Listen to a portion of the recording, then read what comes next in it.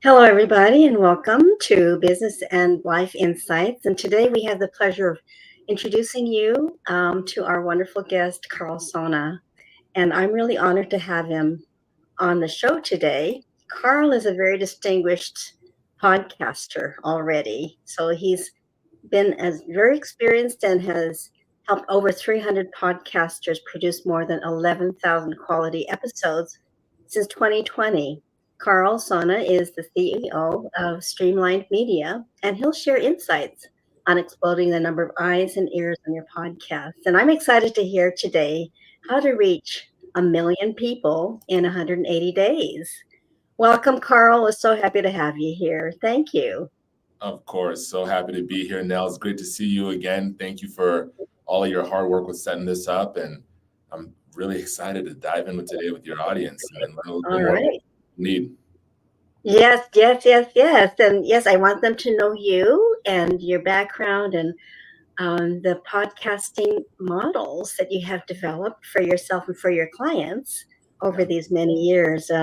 You produce high quality professional podcasts that are, well, podcasts to be modeled after. And I'm just going to kind of hide into the shadows here, but be on the mic to converse with you. And feel free to express what you have to express that you'd like to. So I'd like them to know, first of all, about you, Karl. Yeah, absolutely. Well, I never aspired to be a podcaster or to own a podcast company. I mean, for those that are listening, obviously it's a relatively new medium. Podcasting has been around since the early 2000s, but it probably really became a thing, let's face it, for most of us, probably during COVID. You know what I mean? So, my story into this space is I wanted to be a podcaster. My professional background is in medical device sales. And as I was climbing the corporate ladder, I started to really suffer a ton of imposter syndrome. And if anybody's ever been in medical sales or dental sales or pharma sales, your butt's traveling quite a bit. I'd be on planes, trains, and automobiles from South Dakota all the way to Missouri. And as I had all that downtime traveling back in 2018, I guess it was, I discovered the little purple icon, if you have an iPhone, called podcast. And I'm like, what's this? Because at the time, as I said, I was really wanting to kind of close the gap on some of my insecurities around my professional development. And I started to realize the same rap song as you're traveling. So I found podcasts that talked a lot about business development, personal development. I mean, all sorts of topics. And I just became a sponge. And it got to the point where I not only started to take this information in and implement it, which improved my results, but it got to the point where the company I worked for at the time was like, hey, man, you're the guy. We need you to train the rest of the sales team on what you're doing, because what you're doing is crushing. And soon enough, my colleagues were banging down the door saying, hey, Karl, what do you think about this scenario? What would you do in this situation? And that's when a light bulb went off in 2019 now, and I decided to launch my own podcast as a way to pay it forward. Amazing. So that's fantastic. Yeah, I can be a corporate guy who has no experience doing a podcast, but the challenging thing about it is that because anybody could start, right? You often find yourself in a situation where you grossly underestimate how much goes into it in order to have it reach the people that you want it to reach. And that's where, COVID came along for many of us, myself included. It was a time of reflection. It was a time to really do some deep thinking relative to where I was in life, and that company I had been with had just been acquired. So I found myself in a really unique position to solve some of the challenges in the podcast industry because like many people on this call likely that have considered doing one, that have done it, even though I was having some great momentum and I was enjoying doing it, I became inconsistent, right? I couldn't figure out how to reach an audience, right? I couldn't figure out how to actually have the podcast provide impact, but also be positioned to make money. And so life gets busy. You end up kind of putting it off to the side and you quit, right? And so now it's Streamlined. Fast forward to today. Yeah, we've helped over 350 companies at this point in time, but we're really giving people the education required on how to create compelling content that adds value. Without value, people won't engage. But beyond that, we're helping them do it profitably, right? And the profitability piece is where I think your audience likely could stand to gain a tremendous amount of value if these are business people looking at podcasting as a way to market themselves. So that's a long-winded answer, but hopefully, that gives you some context for where I'm coming from.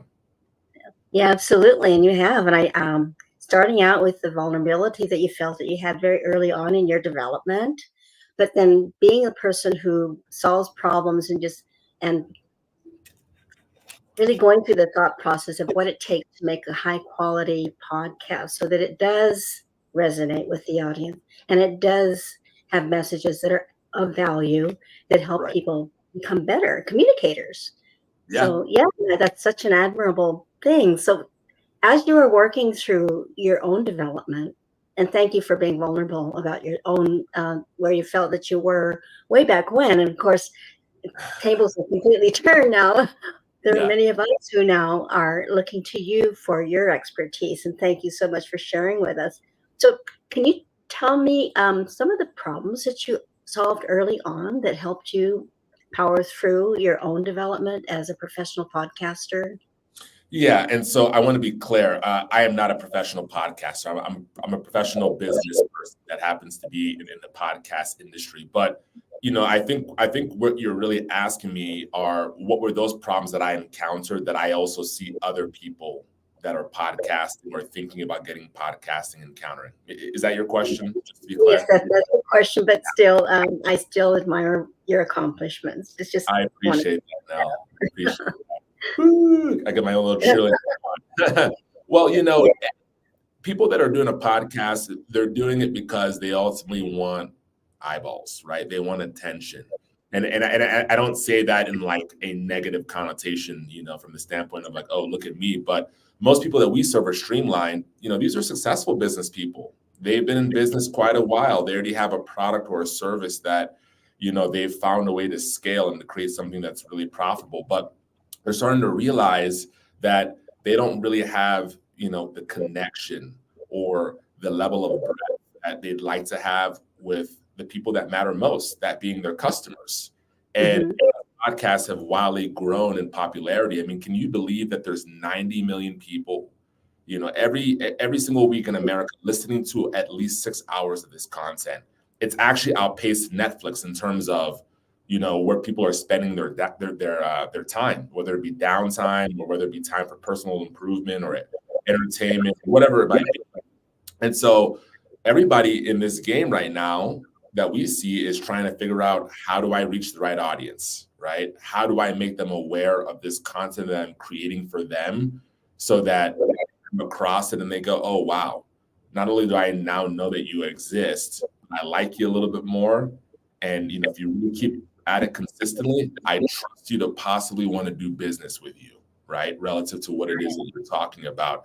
And that's the big challenge, because as as it stands, today is, I think, the 14th of August that we're doing this. There really aren't very many great discoverability tools that exist currently to show me as someone that might be looking for a podcast on, I don't know, vintage 911 Porsches, right? Let's say that's what I'm looking for. There aren't any discoverability tools that really help me find that easily outside of social media, right? And social media, obviously, what a tremendous tool, but a very, very crowded space with everybody being a talking head. So finding a way to package content that's aligned with what people want, actually taking a step back, understanding who your audience is and what they want and what they're looking for, and then finding a way to create that, to package it. When I say package it, I mean the creative and the titling of it, to produce it, and then to market it in a way that ultimately gets it in front of the right people is the big conundrum. That's the big conundrum. So that's where we come in. And the last thing I want to say is, while podcasting podcasting listenership is going through the roof, if you really look into the data now, like top 10 podcasts, everybody knows Joe Rogan, everybody knows like Call Her Daddy, everybody knows Tucker Carlson, like the top 10 in the world, they've got like 80% of that listenership. Wow. So that leaves something like 4 million podcasters, 4 million plus podcasts that are competing for the remaining 20%. So I share that, to highlight two things. One, it's a very competitive space, even though it's growing in popularity. But two, there's a tremendous opportunity. There is a tremendous opportunity because those top 10, you got to wonder how much longer are they going to be able to kind of continue to monopolize the top space, right? In today's society, a person that's got a tremendous amount of influence is one scandal away or one something away from, falling out of favor with an audience. So for people that want to get in, that have done great things in their industry and don't mind doing the hard work to really understand what their audiences want and it can show up consistently, I think this is probably one of the best opportunities for the remainder of this decade. If you can get in and stay consistent and really understand. So that's a long-winded answer, but I hope that gives you someplace. I really love your thoroughness, really, because that shows us that you are thinking on many levels, and so many of us need to learn that, and also not take for granted what it does take to stay on top. Well, get to the top first of all, and then stay there. So the relevance is one of the tipping points that I think you spoke about, staying relevant. And then also understanding that, just because you start to attract someone, let's say I put out a video on TikTok or Instagram and it's like a little short for my podcast, which is a lot of how we help our clients build that awareness. It's also starting to understand who that captive listener is and what would make them want to come back, right? And that's the other piece too. Like oftentimes people in podcasting, they just start putting content out and they sort of think that they should automatically know what the listener should do next to go forward with them. And it doesn't work that way. Think of it as a funnel. You've got passive listeners. These are people on Instagram or TikTok scrolling away that come across your audience, and maybe they give you 2 seconds, maybe. So your goal is to continue to create content consistently enough, right? And make it very good in quality to have the algorithm show it to them more and more and more. But as they become more familiar with you, your new goal needs to be, all right, how do I take this person from casual viewer to committed listener, right? Where you have their information, right? You've made a call to action saying, go to this link in the description and download this resource, or hop over here to come to a webinar, like what we're doing here, right? And so that's typically the missing piece that we find that our clients have not really actively thought about. And that's the gap I'm looking to close, because the more we can understand who the listener is and what they want, the more we can actually engage in two-way dialogue to serve them more of that kind of content. Because the best thing you can do is to really think of yourself not as a podcaster, meaning, oh, look at me, I'm on the microphone, I'm in front of the camera, but to think of yourself as a steward over your listener. And any good steward that understands that, they've been basically given the privilege of having someone give them attention, understands that they've got to ask that hard question that their audience member isn't able to ask, right? Right. They've got to deliver that really compelling their audience wants. Hence the exchange of I give you attention, you give me content that I want. So it's constantly challenging yourself now. Right. Think from the point of view of what keeps this person coming back and how do I serve up more of that to them. That's really how it works. And obviously that's a challenging task. Yep. Perfect. So what is the secret? Well, I don't know that there is a secret, and I'm never going to sit up here and say that there's a silver bullet, but one of the ways that we connected, at Kelly Holmes's event out in LA a couple months ago, during my keynote speech was through this framework we've created called the A-Core methodology, right? So as you said in your very kind intro, we've helped well over 350 people plus now at this point in time, primarily business. Our 10,000 hours of mastery to really begin to look under the hood for what makes content work. And when I say content work, I mean it's reaching the right people, they're engaging, and it's leading to engagement, and engagement's leading to conversions. And so A-Core is a framework, 5-pillar framework that I'm happy to break down step by step that we've assembled to really help people objectively think about this so that they can plan for success. Like A-Core is very similar to like a business plan, if you would, right? That anybody who wants to be successful in business would go through before getting into business, give them that foundation. And so the first thing is audience. You have no podcast unless you have an audience. Now, again, I don't want to step on toes. There are a lot of people out there that are doing podcasts as a hobby. If you're doing podcasts as a hobby, by all means, take everything that I'm saying, throw it out, I'll throw it out the bathtub with the baby, or however that saying goes, right? But I'm talking specifically to like business podcasters. All right. So you're doing a business podcast. Your goal is to, again, create content that gets people know, liking, and trusting you to ultimately want to do business with you. So you can't really do that well if you don't know who your audience is. So the first thing we do is help you with an ideal avatar.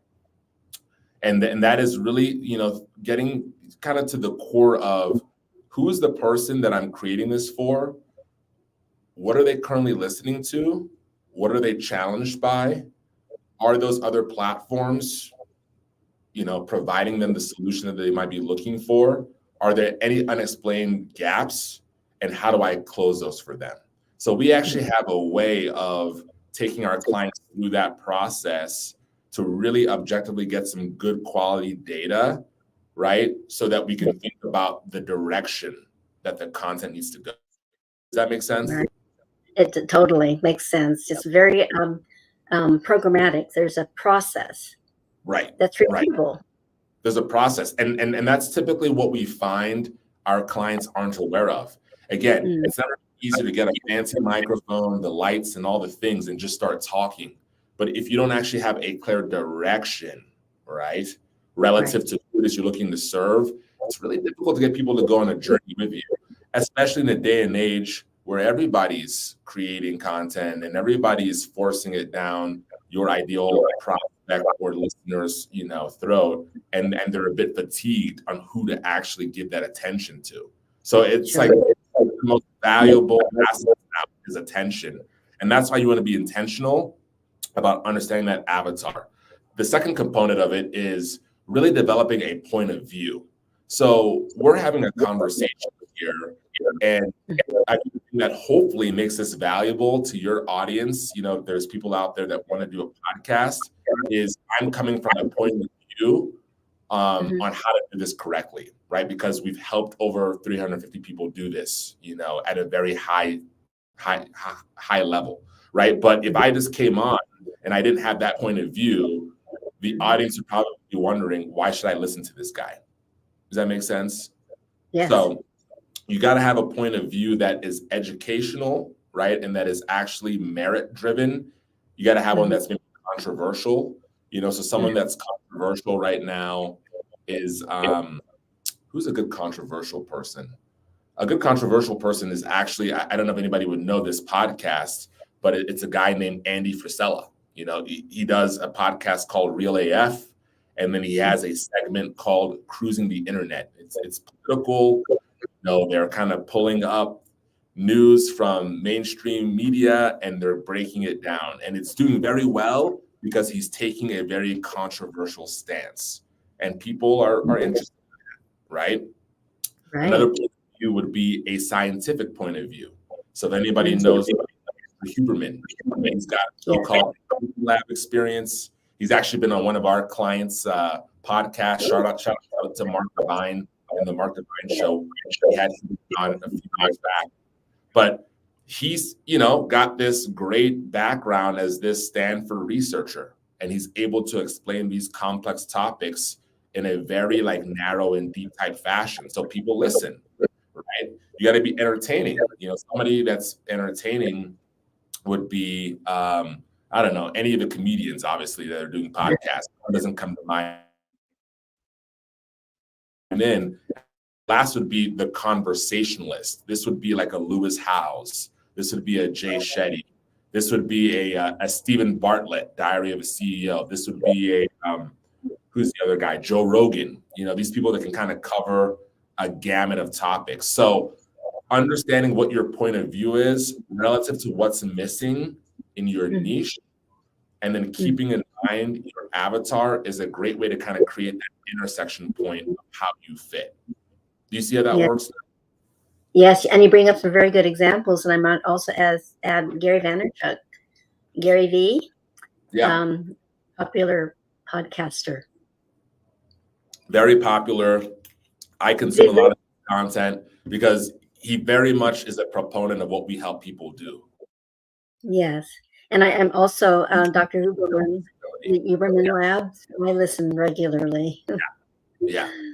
Kudos to you. Exactly. So audience is really critical. And when you think about who the audience is, what they want, what your point of view is relative to why they should listen to you, we actually take it another level deeper now. And at this point, we create a concept, right, based off of that iterative process. And then we go test the concept. We actually help our clients go find these ideal listeners and say, hey, would you listen to a podcast, that covered XYZ topics and that came out on such and such day and time, right? And that was this length of time, to really begin to hear from the market if there is an appetite. Because at the end of the day, the customer or the listener is really whose vote matters, right? It's not the creator. And it goes back to what I was saying about you really want to be thinking about yourself as a steward here.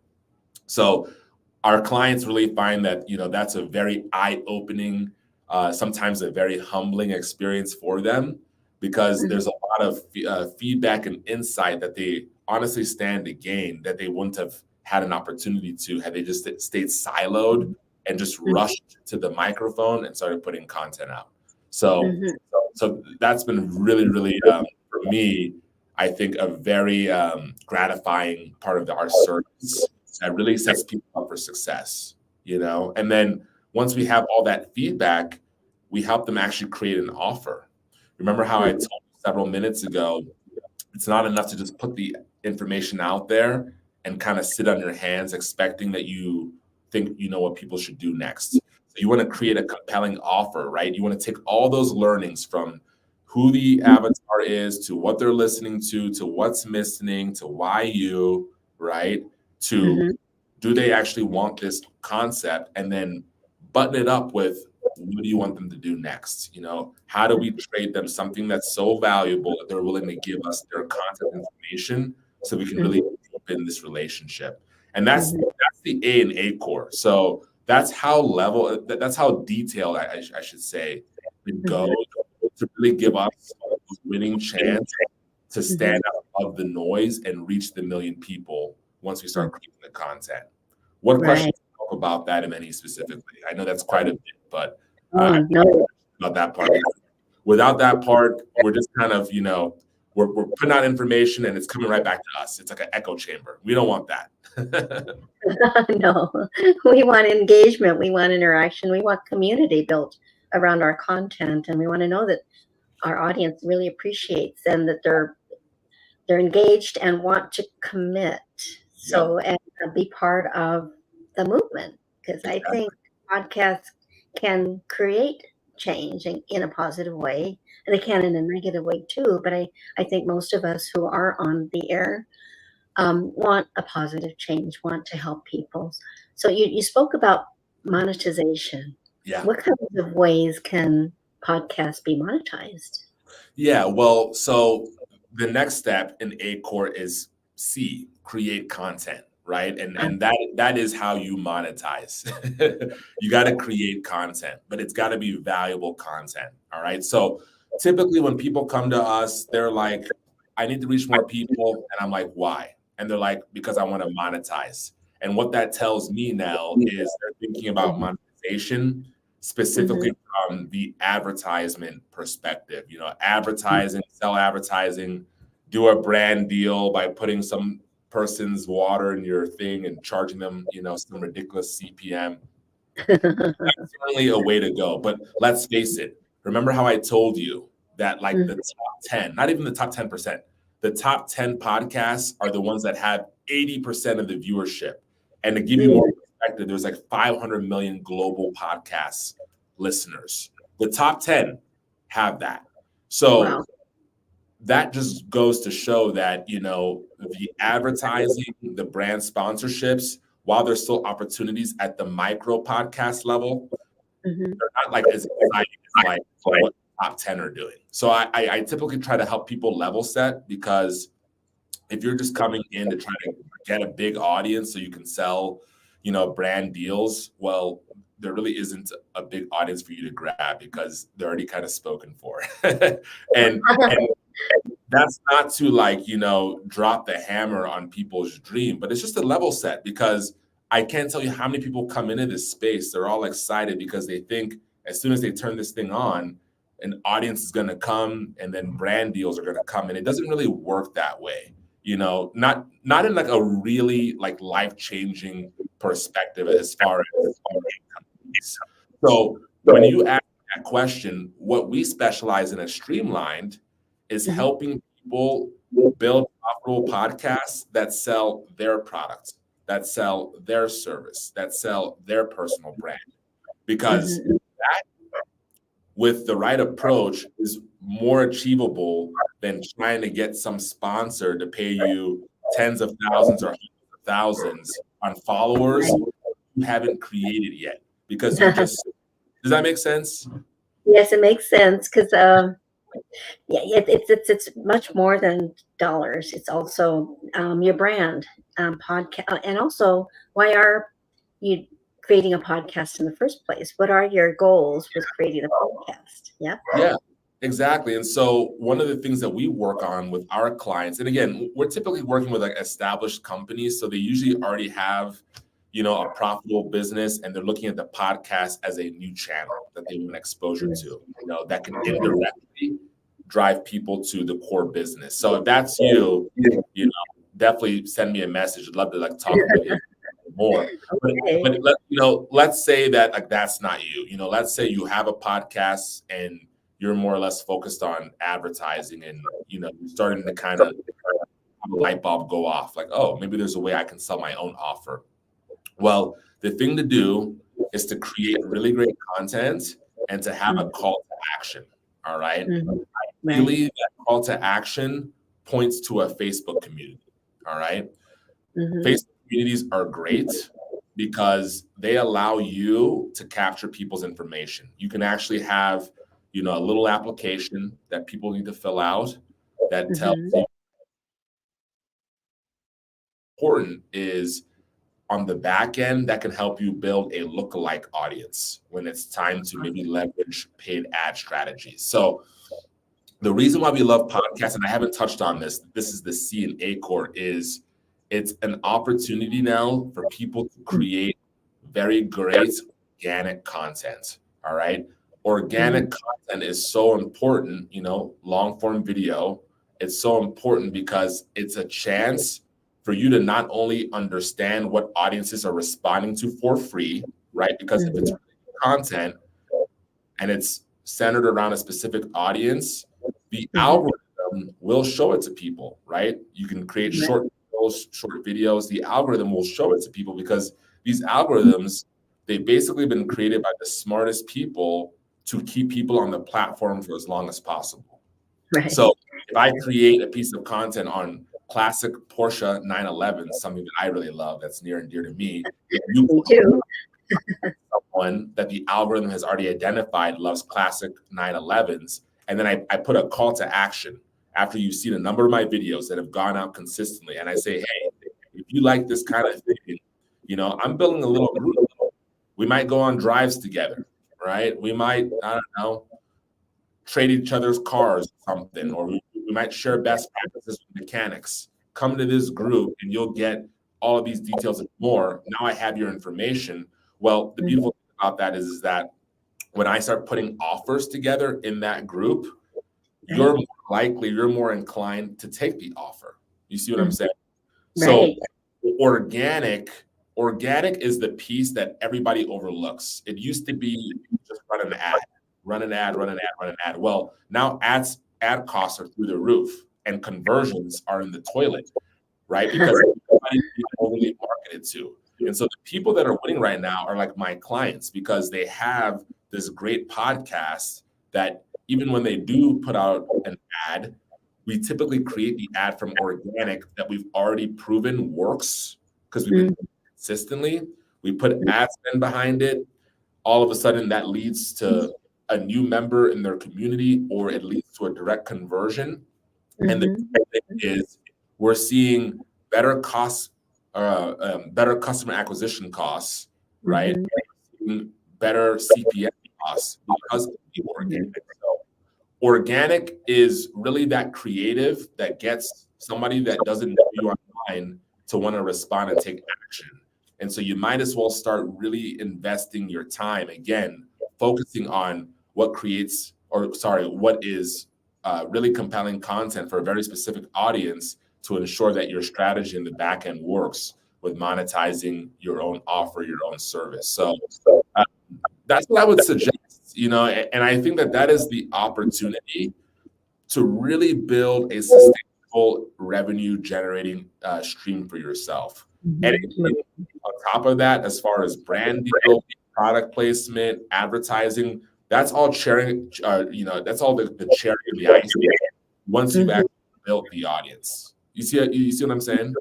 Yes, I do. I hear that loud and clear. And the building of a community, but also testing your content for free, where you actually spend money on ads on it, is a different approach that I haven't heard before. But if you think about it, it makes so much sense. Like, unless you've got buckets of money that you don't mind burning, which is what a lot of people do.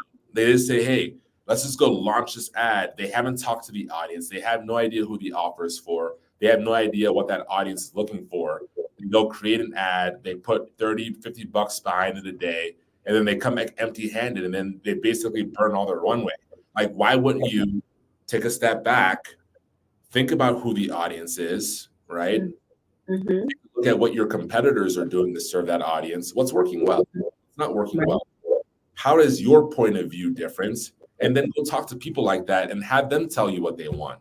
And then why not go create content and allow the algorithm to do the work for you? Because here's the really beautiful thing, and I want people to listen up, because if I say nothing else, and this is the one thing that you take, I promise you it'll serve you so well, okay? And that is, as you know now, we're in a very interesting time in social media where I don't need to have 10 million followers to have a piece of content reach that many people for free, for free. So social has moved to a merit-based economy, meaning the better creative that I produce, the better organic that I produce, the better likelihood I give myself of possibly having it reach a lot of people and quote unquote go viral. We have a guy, shout out to Quentin Harris. He does a podcast called What's Your One More? This guy came to us a little over a year ago, no social media following, a senior vice president of a bank, and said, hey, I want to do a podcast because people are losing faith in banks. Banks were crashing at the time. There's no financial literacy around what the Federal Reserve is doing. I want to create a podcast called What's Your One More? And so we help people. And he's doing these 45-minute episodes, really great education, really great inspiration, inspiring content. And now we're chopping it up. So now he's getting leverage out of creating a podcast one time for an hour. We chop it up into all these videos, 5 videos. They go to 6 platforms. So he's basically got 30 posts, Instagram, LinkedIn, Facebook, YouTube Shorts, Twitter X. We put great creative to it, a great title, great thumbnail, so people click, right? And all of a sudden, after doing that for just a few months, the videos are taking off for free. This is a guy that maybe would hop on Facebook a couple times a year around the holidays to say, hey, happy birthday or Merry Christmas. Now he's got videos that are hitting 150,000 people, 300,000 people, 600,000 people, and it's helping him grow his following. And now as we've gotten into some different growth strategies, we already have a huge bank of content that we can look through and go, oh wow, people really like that. Let's pull that one out again. Maybe we can offer to it.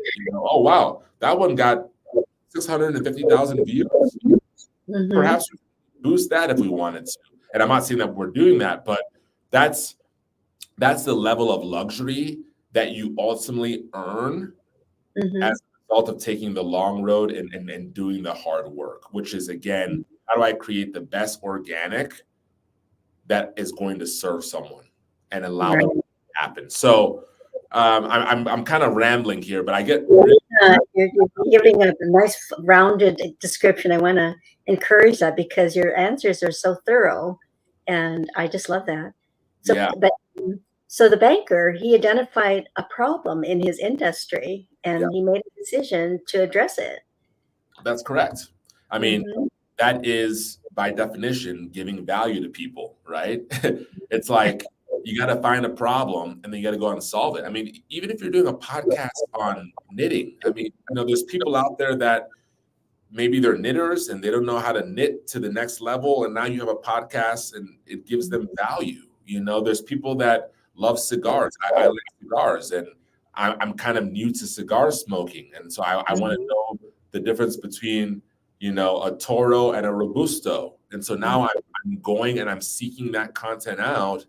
And boom, there's value that's coming to me as a result. You see what I'm saying? So I think what a lot of our clients are starting to realize, especially our prospective clients that are coming and saying, hey, I want to think about a podcast strategy, is they're recognizing that the market has been overly marketed to, right? And a lot of marketing has been fly by night. It's been very campaign based. It's been very tactical. It's not really giving people a true, honest window as to what the company stands for, who's at the ship, who's driving the ship, from the guy at the top to the woman at the bottom, the guy at the bottom to the woman at the top. And because there are so many challenges in these industries, typically consumers are doing a lot of their research, without going to these companies. They're researching, they're spending time, they're coming with their own kind of thought, their own, idea and thesis, already sort of constructed, and then they're making a buying decision, right? So if you're in an industry that is crowded, coaches and consultants, B2B, whatever the industry might be, and you're starting to recognize, oh, wow, we don't really have that good of a relationship. We maybe send out a newsletter every now and again. We're not doing much on video. And you recognize that, wow, here's an opportunity to meet your ideal client across all these channels who are free, right? Yes. and reach those of them that don't even know that you exist, because you can create really great content that provides value. It's like you're missing an opportunity, huge opportunity that might not be around for much longer. And so Oh, the that, podcast is just a way to help you build that relationship, in a low, what's the word I'm looking for? It's leverageable, right? So you put in some good, obviously, inputs, but it can be purposed into written content, right? Short form vertical video content. The list goes on and on and on, and it's evergreen. It continues to live on, beyond that initial point of creation. So I'm obviously biased because this is what I do for a living, but I think you also see the passion around how important this moment is for people that want to take their message as well as their business to a new level around creating value in the marketplace. yeah. Yes, your passion is contagious, and we are feeling it. I think, and I'm excited to know too. Um, what you work with established companies primarily. What Yeah. about companies that are still in the growth phase of their Oh, development? yeah, 100%. I mean, we just started with this company. I'll give them a shout out, Agrellis. They're a growth phase company. They've only been around for a couple of years. They're raising some capital. They're in the agricultural technology space, and they're getting ready to do this awesome podcast called Dirt and Bull. So, you know, we're helping, anyone that's like a solopreneur that already has a product or a service that's converting, but that really wants to do a podcast in a way that won't harm their reputation, but instead add value. And I think I've already kind of covered that piece of it. And on the reputational harm piece, what I mean by that, if the listeners are confused, is 9 out of 10 podcasts will fail. Okay. Just the other week, I think I looked up the statistics.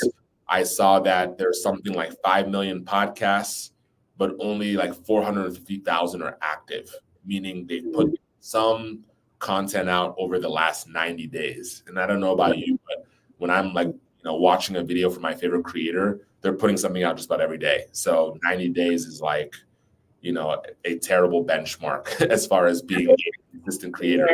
So that just, I share that because that is the failure rate in this space. And if you're a growth startup and you're thinking about podcasts for some of the reasons that I've already mentioned, you want to build trust, you want to be an authority, you want to be highly visible, you want to be a trusted voice that is educating, your consumer base around whatever it is that you talk about. How do you think they perceive you if the podcast looks terrible? There's not decent video, right? Or the audio's all over the place, right? It comes out Tuesday some days, some weeks. Other weeks it comes out Thursday, and they go to reach for you thinking it's going to be on Tuesday, but you're not there till Thursday, right? Or yet you just quit altogether. You come in, make these bold claims. They see the last couple of posts saying, we're doing a podcast to ensure that everybody has access to financial literacy. If you're a financial advising firm, we help a lot of people in financial advising and in wealth management. And then all of a sudden, crickets. What do you think? What do you think they're thinking in terms of, wow, if I give this financial advising or this wealth management company my 401k, what are they going to do? Are they going to possibly mismanage it? Are they going to take their eyes off the wheel if they can't even commit to a podcast? So like, that's what we mean by reputational harm. And so we love growth startups that want to do this the right way, because again, for all the reasons I've already mentioned, the podcasting ecosystem provides them a very unique opportunity, right? Merit-based content can go very far. It can help enhance your reputation. It can be a great networking tool, right? On other quality experts and subject matter leaders that can help educate your audience. It can lead to speaking engagements. That's how I got the big event thing, podcast. So great opportunities here if you're looking at it as a business and you're willing to do the hard work on the front end to ensure that you have a plan. All right. Now, listen, plans can shift.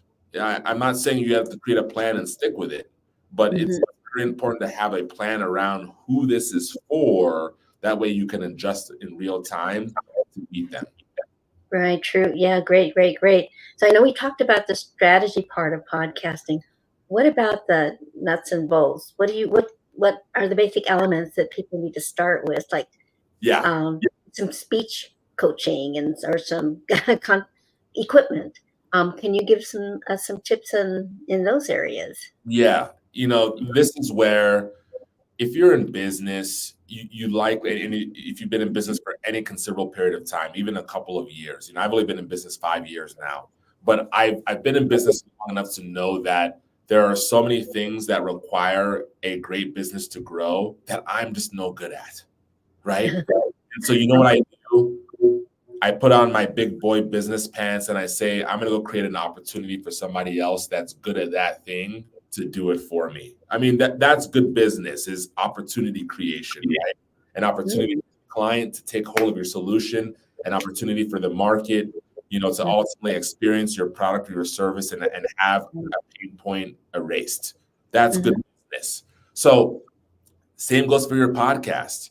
There is a lot that goes into this: the lighting, the cameras, the equipment that are really, required in order to create a great podcast. And to your point, there's so much equipment out there that one needs to make a decision around, considering budgets and price points. There's the production aspects. Podcasts are now more popular than certain network produced TV shows. And if you go to a network studio, you're going to see a whole lot of people running around. It happen, right? And so I don't want to sit here and look at the camera and say, oh, you need to go invest millions of dollars to do a podcast. No. But you do need to think about this as a business owner. You need to think about, okay, who do I need to go find and recruit on my team to help us make this thing go? Because we see so many people that think that they can just kind of rickshaw it together. And maybe there's a small percentage of people that have the technical expertise, something that they like, and they can figure it out. But the reality of the situation now is that the majority of people are like me. They want to do this. They were attracted to this platform to share a message, and they don't really care how it gets there. They just want to share the message, right? And so understand that there are experts, people like us that exist, that you can farm that out to. One of the things I'm most proud about, we've helped over 50 companies now actually build the podcast in-house in a profitable way. So what that means is when we started the company 5 years ago, we just had an agency model, meaning come hire us and outsource that to us. And we still work with some people like that in that capacity, but we've since shifted to an education model. And the reason why I'm so excited is because, like I said, there's an endless amount of opportunity out there with creating content. And it can be an expensive endeavor, right? It is an endeavor to where businesses around going, oh, wow, we thought we were like in steel or manufacturing. You mean we gotta like talk and create content? And we're saying to people like, hey, if you want to continue to be around and continue to insulate yourself from your competitors, create a competitive that safely keeps you and your customers, belly to belly, you need to be talking with them. And content is a way to do that. And so what we're doing now is we're putting out education. We've shifted the model to go hire us to do it for you, to hire us to teach you how to hire the right people that know podcast production. Hire us to come in and create a beautiful studio. That's what Richard Lewis just did. I'm literally in his studio. I'm looking at all of his cameras here. We've been hired so that he can do this in-house. Hire us to bring someone in, right, that can actually drive this thing for you profitably, right? That can actually run the studio and run the equipment and do all the social media and all the back-end production. So I think knowledge is the most expensive thing, right? Because if you don't have it, it's expensive, right? If you want to go out and get it, it's expensive. But which would you rather?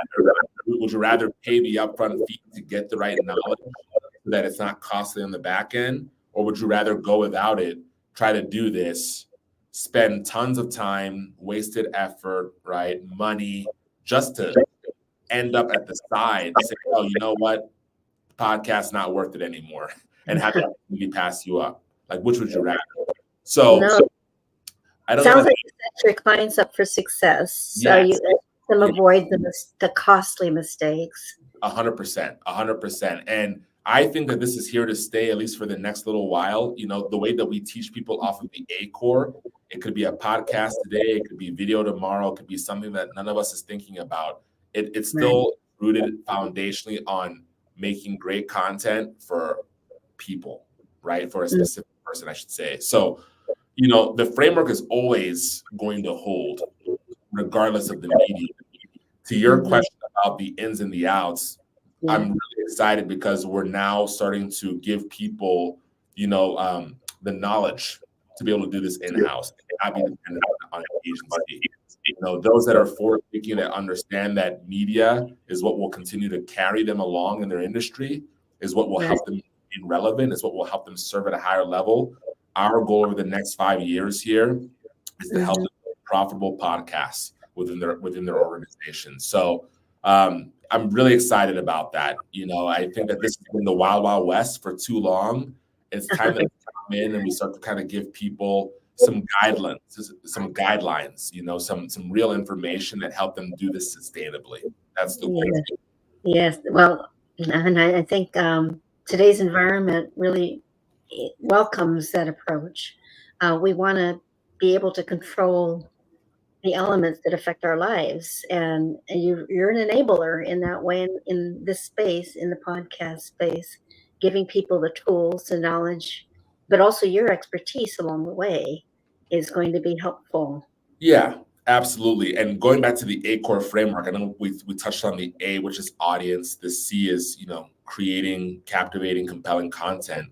The O is outreach. So thinking about how you market it, you know, and basically what I wanted to share there is that you can take the long form video and you can leverage it into short form content, right? You can leverage it into blog posts, captions, you know, the list goes on and on and on. But the R stands for results tracking, right? You can learn so much about your market by studying the results of how your organic content performs. And I think that is a little known, you know, point, a real valuable asset doing content that most people gloss over, you know, and it goes beyond just likes, views, and comments. You know, we're looking at things like retention time. Where retention time juxtaposed to click-through rate, you know, meaning the algorithm showed it to this many people, this many clicked, and this is how long they stayed with you. You know, that can really help inform your ability to communicate more effectively, you know, to be more concise and to have more brevity, right? Or to think about, oh, wow, we noticed that people were with us for a couple of minutes and then they spiked off. What if we talk about in that 2-minute segment that we can maybe double down on, because the market feedback that they really like those 2 minutes. So becoming really obsessive on the results provides a really great window into the mind, into the soul of the person that you're creating this for as well. To circle back on that. Yeah, and they'll come back, rewatch the show, and or share, which is, well, that's quite a compliment. And I know the search engines love it when you share content. Yeah, no, absolutely. Yes. And then we get to the E of A core, which is all about expanding your learnings. You know, at this point, you've got a great understanding as to who the audience is. You're creating content consistently. It's highly produced, but more importantly, it's, you know, the message aligns. You're leveraging all the right outreach tools and marketing platforms online to get it out there, right? Tracking your results.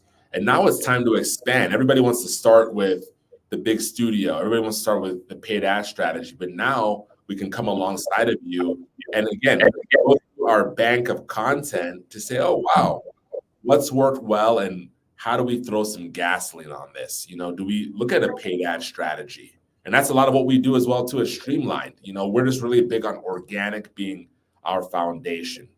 because Yes, yes. paid ads, they don't work as well as what they used to. And if your organic is just not hitting the nail, you're basically shredding money. And in today's economy, I don't know very many people that can afford to just shred money. So the expansion piece is really exciting. And, there's all sorts of things that we can do with, like I said, driving a paid ad to a really good piece of performing organic content to then drive conversions or to bring brand deals in or to bring advertising in. Some of those different things that I think people think about much too soon because they haven't done, that base level work. So, that's what we do. And like I said, it's definitely not a silver bullet because I think a silver bullet implies you just ingest something and then voila, there's a transformation. No, Very no. iterative. But I will say, last thing I'll say, we've helped numerous clients reach 1 million people. And the reason why that's important is that's that like threshold of scale to where you as a new content creator can go, wow, I've done the work and I've now seen that there's a market for this, Yeah. Beyond that, to what I was sharing about helping organizations bring this in-house, the goal within 90 days is profitability. So how can I Mhm.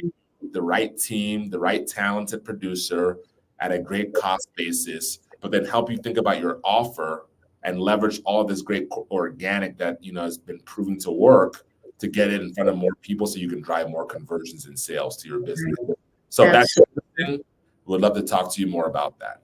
Oh, yes, absolutely. And I invite everyone to reach out, please, to Karl Sona, learn more about his services. They're excellent. I can attest to that. And very approachable and very expert resources to have as your partners in this realm. So, Karl, thank you so much for your generous spending of time and also with the generous tips that you gave us and outlined the ACORE framework that is the marquee offering that your company offers. So, any parting words that you'd like to share? Nell, again, I want to really thank you for the opportunity. This was great.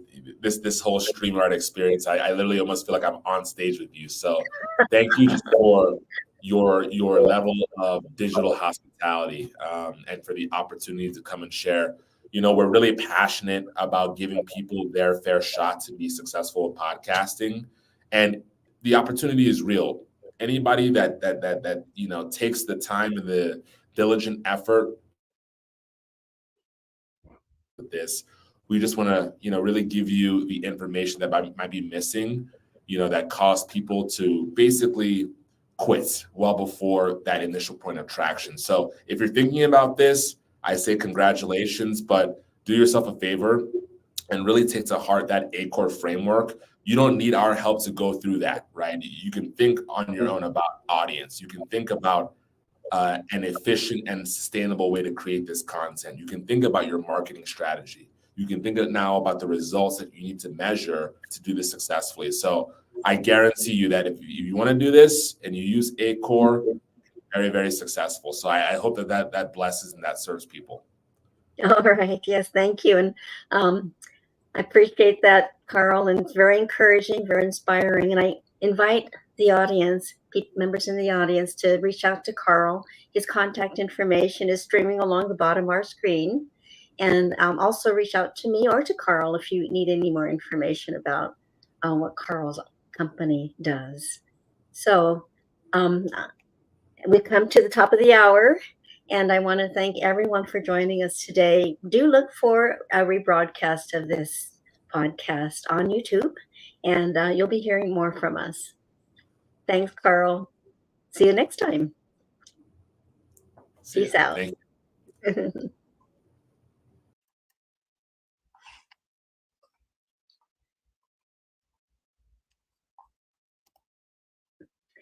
All right, everybody. So let's. I invite you to join us again next week. Next week, we're going to be talking about data and how to protect it.